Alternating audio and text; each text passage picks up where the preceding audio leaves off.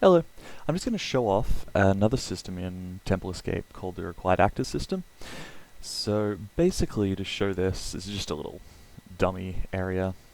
Um, Usually if you're going across an area, so we'll just use these platforms over here as an example. Let's say you kind of jump across these platforms and those kind of fall down after us and we accomplish some goal over here.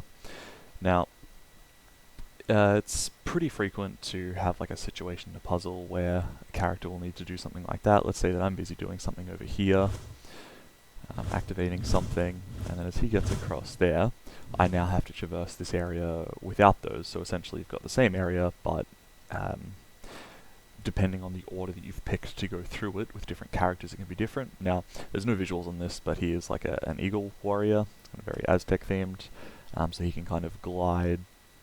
So if you had to get multiple characters across this area, it would be important to come across with the Jaguar first and the Eagle second, because if the situations were reversed, and I come across first with the Eagle,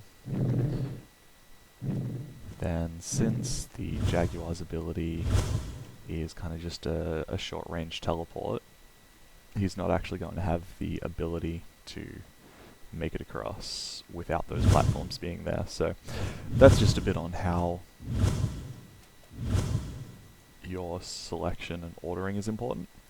But specifically the required actors system that I was mentioning, so what we're basically going to do here is imagine if we've kind of picked this character and now we're going to come up here, do something, come up here, do something, kind of come through a wall, collect a gem or anything like that, and then we come down and now we jump across,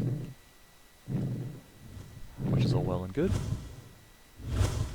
And now on our second playthrough as the Eagle Warrior this time, we just kind of don't need to do all that stuff because we know it's being taken care of. Whatever levers that need to be pulled are being pulled. We kind of just jump across quickly like this.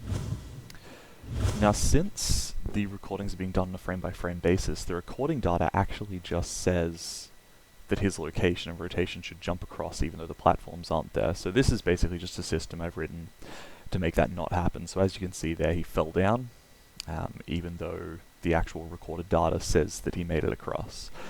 So every frame it's checking for required actors, it's making a list of those as you go through the level, and if any is missing, then in that case it just turns on physics and he falls as you would expect him to, and in other cases he can be killed by other types of traps and things like that. So that's just a quick show of the system, and that's all.